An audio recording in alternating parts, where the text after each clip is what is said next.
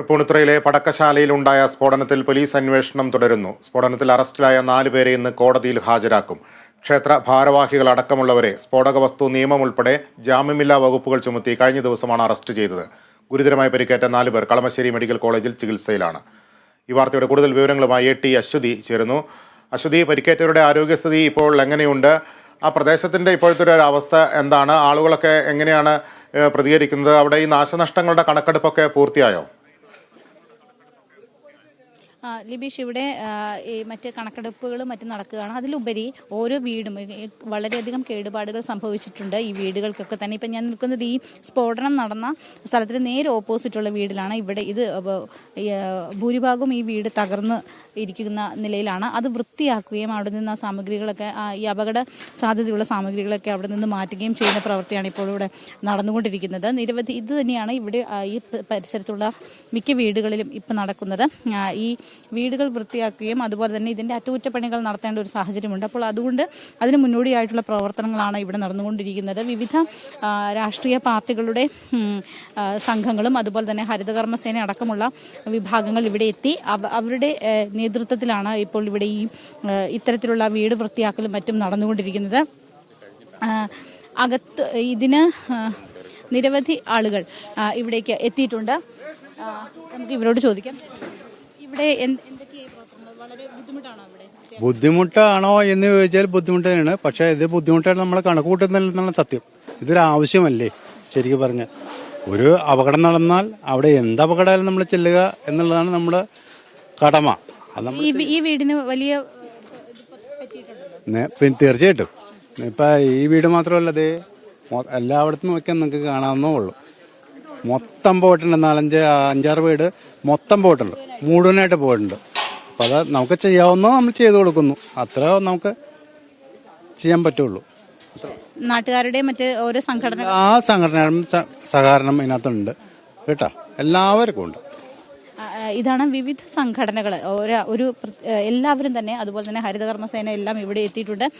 ഇവരുടെ പ്രവർത്തനങ്ങൾ, ഒപ്പം തന്നെ ഇവിടെ പോസ്റ്റുകളൊക്കെ തന്നെ പോയിട്ടുണ്ട്. KCB പ്രവർത്തകർ അത് നന്നാക്കുന്ന ഒരു തിരക്കിലാണ് ഇവിടെ ഉള്ളത്.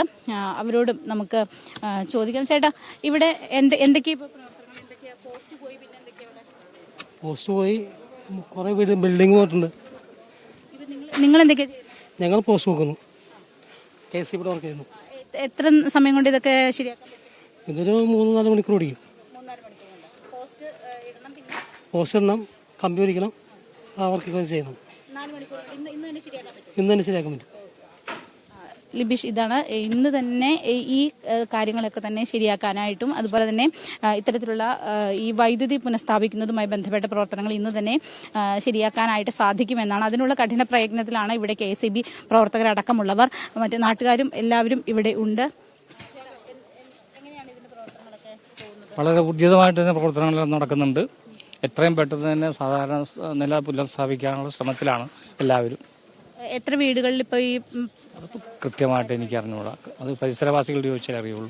ഞാൻ പരിസരവാസിയല്ല. 200ഓളം വീടുകൾക്ക് പ്രശ്നങ്ങളാണ്. 200ഓളം വീടുകൾക്ക് കേടുപാട് പറ്റിയിട്ടുണ്ട്. ഞങ്ങൾ ആരോഗ്യ വകുപ്പിൽ നിന്നാണ് ഞങ്ങൾ ഇന്നലെ മുതലൂടെ ക്യാമ്പ് ചെയ്യുന്നുണ്ടായിരുന്നു. ഇത് ഇവിടെ ഒരുപാട് പ്രശ്നങ്ങൾ ഉണ്ടായിരിക്കുന്നത് ശാരീരികമായും മാനസികമായും പ്രശ്നം ഉണ്ടായിട്ടുണ്ട്. അതിന് വേണ്ടിയിട്ട് ഞങ്ങളിന്ന് ഇവിടെ നമ്മുടെ പുഷ്പാഞ്ജലി ഓഡിറ്റോറിയത്തിൽ ക്യാമ്പ് ചെയ്തിട്ട് സൈക്യാട്രിസ്റ്റും സൈക്കോളജിസ്റ്റും സേവനം കൊടുക്കുന്നുണ്ട്. അപ്പോൾ ഇവിടെ നിന്ന് ക്യാമ്പ് ചെയ്തിട്ട് സർവേ എടുത്തതിന് ശേഷം പ്രശ്നങ്ങളുള്ളവരെ ഞങ്ങൾ അങ്ങോട്ട് വിട്ടുകൊണ്ടിരിക്കുകയാണ്. അവിടെ വേണ്ട സർവീസ് കൊടുക്കുന്നുണ്ട്. കുട്ടികളൊക്കെ ഇതിനകത്ത് കുട്ടികൾക്ക് പ്രശ്നങ്ങൾ ഉണ്ടായിട്ടുണ്ട്. ഞെട്ടലുണ്ടായിട്ടുണ്ട്, അങ്ങനത്തെ ഇഷ്യൂസ് ഉണ്ടായിട്ടുണ്ട്. അപ്പോൾ അവർക്ക് വേണ്ടിയിട്ട് കൗൺസിലിംഗ് കൊടുക്കുന്നുണ്ട്. അവരുടെ കേൾവി പരിശോധനയ്ക്കുള്ള സഹായങ്ങളെല്ലാം ചെയ്തു കൊടുത്തിട്ടുണ്ട്. അത് നടക്കുന്നുണ്ട്. ഇവിടെ എന്തൊക്കെയാണ് ആരോഗ്യ പ്രശ്നം ചെയ്യുന്നത്? കൂടുതലായിട്ട് സംസാരിക്കാൻ വേണ്ടി പറഞ്ഞു. ഇവിടെ എന്തൊക്കെയാണ് ആരോഗ്യ പ്രവർത്തകരുടെ ഭാഗത്ത് നിന്നാണ് ഞാൻ സാറിന് സൂചിപ്പിച്ചതുപോലെ ഇവിടെ ഓരോ വീടുകളിലും സർവേ നടത്തിയിട്ട് അവർ ആരോഗ്യ പ്രശ്നങ്ങൾ എന്തൊക്കെയാണെന്ന് അസസ് ചെയ്യുന്നു.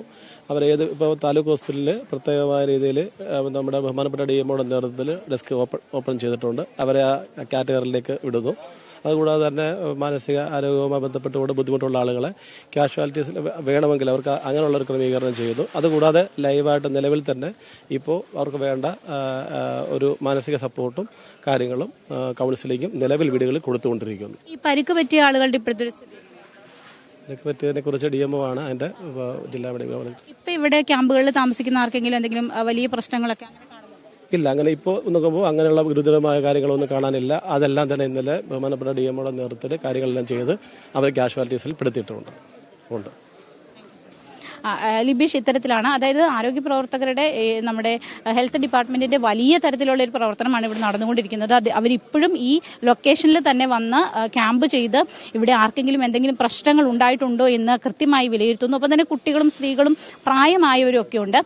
അവർക്ക് ഇതിന്റെ ഒരു ഞെട്ടലുണ്ട്. അപ്പോൾ അവർക്ക് മാനസികമായിട്ടുള്ള അതിന്റെ ഒരു പെട്ടെന്നുള്ള ഒരു സമ്മർദ്ദം ഉണ്ടായിട്ടുണ്ട്. അത് കൃത്യമായ രീതിയിൽ പരിശോധിക്കപ്പെടേണ്ടതും അതിന് ചികിത്സ നൽകേണ്ടതുമാണ്. അത്തരത്തിലുള്ള കാര്യങ്ങളും സൈക്യാട്രി ഡിപ്പാർട്ട്മെന്റ് അടക്കം അത്തരത്തിലുള്ള കാര്യങ്ങൾ, കൗൺസിലിംഗ് അടക്കം ഇവിടെ നടത്തുന്നുണ്ട്.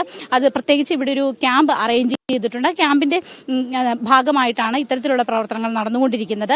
മാത്രമല്ല ഓരോ വീടുകളിലും കയറി ഇറങ്ങി ഇനിയും ആളുകൾക്ക് എന്തെങ്കിലും തരത്തിലുള്ള ബുദ്ധിമുട്ടുകൾ ഉണ്ടോ എന്ന് ഇവർ പരിശോധിക്കുന്നുണ്ട്. അത്തരത്തിലുള്ള പ്രവർത്തനങ്ങളാണ് ഇവിടെ എന്തായാലും നടന്നുകൊണ്ടിരിക്കുന്നത്. വലിയ ആരോഗ്യ രംഗത്തെ ഹെൽത്ത് ഡിപ്പാർട്ട്മെന്റിലെ ഒരു വലിയ ടീം തന്നെ ഇവിടെയുണ്ട്. മാത്രമല്ല നഗരസഭയുടെ ഭാഗത്തു നിന്നുള്ള ഉദ്യോഗസ്ഥരുണ്ട്. ഇത് വൃത്തിയാക്കുന്നതിന് വേണ്ടി വിവിധ രാഷ്ട്രീയ സംഘടനകളുടെ ആളുകളുമുണ്ട്. ഒപ്പം തന്നെ ഹരിതകർമ്മസേന അടക്കമുള്ള ആളുകളുമുണ്ട്. ചേട്ടാ, എങ്ങനെയാണ് ഇവിടുത്തെ ഇപ്പോൾ ഇവിടെ ഇന്നലെ നടന്നതിൻ്റെ ബാക്കി ശുചീകരണ കാര്യങ്ങളൊക്കെ നടന്നുകൊണ്ടിരിക്കണം. പിന്നെ ഇൻസ്പെക്ഷനൊക്കെ ആൾക്കാരൊക്കെ വന്ന് പോകുന്നുണ്ട്. എന്തായാലും ഭയങ്കര വിഷമമുള്ള കേസുകളാണ് ഇപ്പോൾ നടന്നുകൊണ്ടിരിക്കുന്നത്. അടുത്തുള്ള തൊട്ടപ്പുറം തന്നെയാണ്. അങ്ങോട്ടേക്ക് എത്ര കിലോമീറ്റർ? ഇപ്പോൾ നമ്മളിപ്പോൾ ഒരു കൂടി വന്ന ഒരു 600 മീറ്റർ അത്രേ ഉള്ളൂ ഡിസ്റ്റൻസ്. നമ്മുടെ വീടിന്റെ ഗ്ലാസ് ബോർഡുണ്ട്, അവിടെയും ഗ്ലാസ് ബോർഡുണ്ട്. തൊട്ടടുത്തുള്ള വീട്ടിലൊക്കെ ഗ്ലാസ് ബോർഡുണ്ട്. നല്ലൊരു ആ പരിസരത്തൊക്കെ 600 മീറ്റർ എന്ന് പറയുമ്പോൾ ആ പരിസരത്തുള്ള വീടുകളിലൊക്കെ കേടുപാടുകളായിട്ടില്ല. ഗ്ലാസ്സൊക്കെ പൊട്ടിയിട്ടുള്ളത്. പവർഫുള്ള് ഓക്കെ 400 മീറ്റർ വന്നിട്ടുള്ളത്. 400 തെക്കും വടക്കും കിഴക്കും പടിഞ്ഞാറും.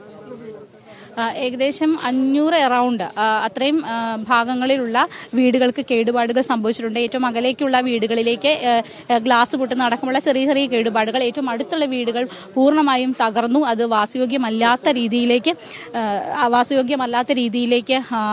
പോയിട്ടുണ്ട്. നമ്മൾ ഈ ദൃശ്യങ്ങൾ കാണുന്നത് കഴിഞ്ഞ ദിവസം ഒക്കെ നമ്മൾ ഇത് കണ്ടിരുന്നു. അതിന്റെ പ്രവർത്തനങ്ങൾ നടന്നുകൊണ്ടിരിക്കുകയാണ്. അതിന്റെ മറ്റ് ഈ കേടുപാടുകൾ സംഭവിച്ച ഭാഗങ്ങൾ ഇവിടുന്ന് നീക്കം ചെയ്യുന്നു. ഒപ്പം തന്നെ അത് ഒരു റിനോവേഷന് വേണ്ടിയിട്ടുള്ള നിലയിലേക്ക് അതിനെ സജ്ജമാക്കുന്നു തുടങ്ങിയ കാര്യങ്ങളാണ് ഇവിടെ നടന്നുകൊണ്ടിരിക്കുന്നത്. അത് നിരവധി ആളുകൾ ഇവിടേക്ക് എത്തിയിട്ടുണ്ട്. ഇമ്മീഡിയറ്റ് ആയിട്ട് ഇവർക്ക് താമസിക്കാനുള്ള സംവിധാനം ഉണ്ടാക്കണം. ഒരു ക്യാമ്പ് സെറ്റ് ചെയ്ത് ഇപ്പൊ ഈ ഒരു അവസ്ഥയിലെ പെട്ടെന്ന് അങ്ങനെ മാറാൻ പറ്റില്ലല്ലോ, അതല്ലേ? അപ്പൊ ഇത് എത്രയും പെട്ടെന്ന് നമ്മളിത് എല്ലാവരും കൂടി ചെയ്ത് കൊടുക്കണം. ക്യാമ്പ് അപര്യാപ്തമാണെന്നാണ് കുഴപ്പമില്ല, ആയിക്കോട്ടെ. വേറെ എന്തൊക്കെയാ ആവശ്യം? വേറെ ആവശ്യമൊന്നുമില്ല. ഇമ്മീഡിയറ്റ്ലി എല്ലാവർക്കും സഹായങ്ങൾ പെട്ടെന്ന് കൊടുക്കുക, അതാണ്. എന്നാലും എത്രയും വേഗം ഈ വീട് നമ്മൾ കണ്ടതാണ്. ഒരു വീട് എന്ന് പറയുന്ന ഓരോ ആളുകളുടെ വലിയ സ്വപ്നമാണ്. ഏകദേശം ഒരു ചിലപ്പോഴൊക്കെ ഒരു ജീവിതത്തിന്റെ മുഴുവൻ ഭാഗങ്ങളും ഈ ഒരു വീടിനൊക്കെ വേണ്ടിയിട്ട് എല്ലാവരും മാറ്റിവെക്കുന്നതാണ് അവരുടെ.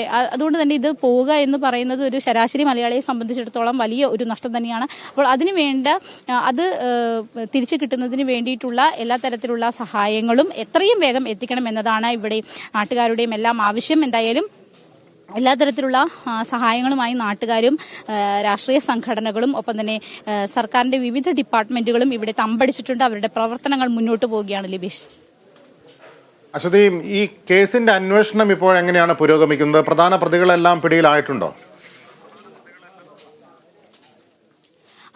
എല്ലാ പ്രതികളെയും നിലവിൽ പിടികൂടാനായിട്ട് സാധിച്ചിട്ടില്ല. അതിന്റെ പോലീസ് അന്വേഷണം പുരോഗമിച്ചുകൊണ്ടിരിക്കുകയാണ്. അതിന്റെ പൂർണ്ണമായ വിശദാംശങ്ങൾ വരും മണിക്കൂറുകളിൽ എന്തായാലും ഉണ്ടാകും. നിലവിൽ 4 പേരെ പ്രതി ചേർത്തുകൊണ്ടാണ് ഈ കേസ് മുന്നോട്ട് പോകുന്നത്. അത് നരഹത്യ കുറ്റം, മനഃപൂർവ്വമല്ലാത്ത നരഹത്യ അടക്കമുള്ള ജാമ്യമില്ലാ വകുപ്പുകൾ ചേർത്തുകൊണ്ടാണ് ഈ കേസ് രജിസ്റ്റർ ചെയ്തിരിക്കുന്നത്. അതിന്റെ ഭാഗമായിട്ടുള്ള അന്വേഷണങ്ങളും അറസ്റ്റുകളും ഉണ്ടായിട്ടുണ്ട്. അത് അങ്ങനെ മുന്നോട്ട് പോവുകയാണ്. ഏതായാലും വരും മണിക്കൂറുകളിൽ കൂടുതൽ അറസ്റ്റ് ഉണ്ടാകാനുള്ള ഒരു സാധ്യത ഇക്കാര്യത്തിൽ ഉണ്ട്. ലിബീഷ്, ശരി അശ്വതി. തൃപ്പൂണിത്തുറ സ്ഫോടനത്തിൽ അന്വേഷണം പുരോഗമിക്കുകയാണ്. സമഗ്ര വിവരങ്ങളാണ് അശ്വതി നൽകിയത്.